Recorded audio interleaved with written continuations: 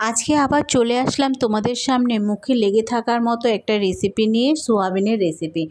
এখানে আমি গ্যাসে কড়াই বসিয়ে দিয়ে তাতে জল গরম করে সোয়াবিনগুলোকে সেদ্ধ করে তুলে নিয়ে একটা ঠান্ডা জলে একটা বাটিতে রেখে দিলাম।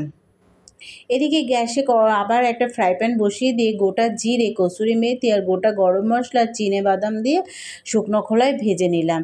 এদিকে একটা মশলা করে নিলাম আদা, টমেটো আর কাঁচা লঙ্কা। এদিকে সোয়াবিনগুলোকে খুব ভালো করে চিপে নিয়ে একটু শুকনো লঙ্কার গুঁড়ো দিয়ে মাখিয়ে নিলাম।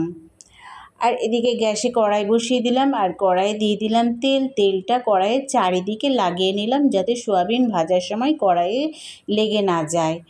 এবার তেল গরম হয়ে গেলে সোয়াবিনটা আমি ভেজে নিলাম।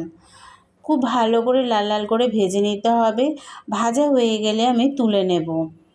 একটা পাত্রে তুলে নিয়ে আবার কিছুটা তেল অ্যাড করে দেব। কিছুটা তেল দিয়ে আবার এই বাটা মশলাটা দিয়ে দেব। তেল গরম হলে বাটা মশলা দিয়ে কিছুক্ষণ কষিয়ে নেব। কষানো থেকে যখন তেল ছেড়ে আসবে তখন ভেজে রাখা সোয়াবিনগুলো দিয়ে আরও কিছুক্ষণের জন্য কষিয়ে নেব। এবার কিছুক্ষণ কষিয়ে নিয়ে ভাজা মশলা দিয়ে দিলাম। শুকনো খোলায় ভেজে গুঁড়ো করে রেখেছিলাম খুব ভালোভাবে, সেটা দিয়ে আরও কিছুক্ষণের জন্য কষিয়ে নেব। আর উপর দিয়ে দিয়ে দিলাম পরিমাণ মতো লবণ আর 1 চামচ মতো চিনি।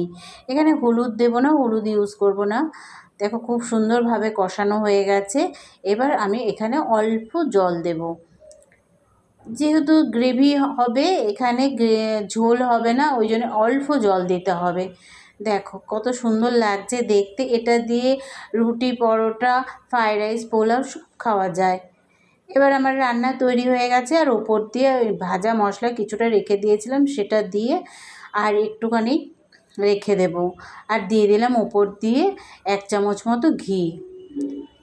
দেখো রান্না রেডি হয়ে গেছে, কত সুন্দর লাগছে। তোমাদের যদি আমার ভিডিও ভালো লাগে তাহলে একটা লাইক, কমেন্ট, শেয়ার করে দিও আর আমার চ্যানেলটা সাবস্ক্রাইব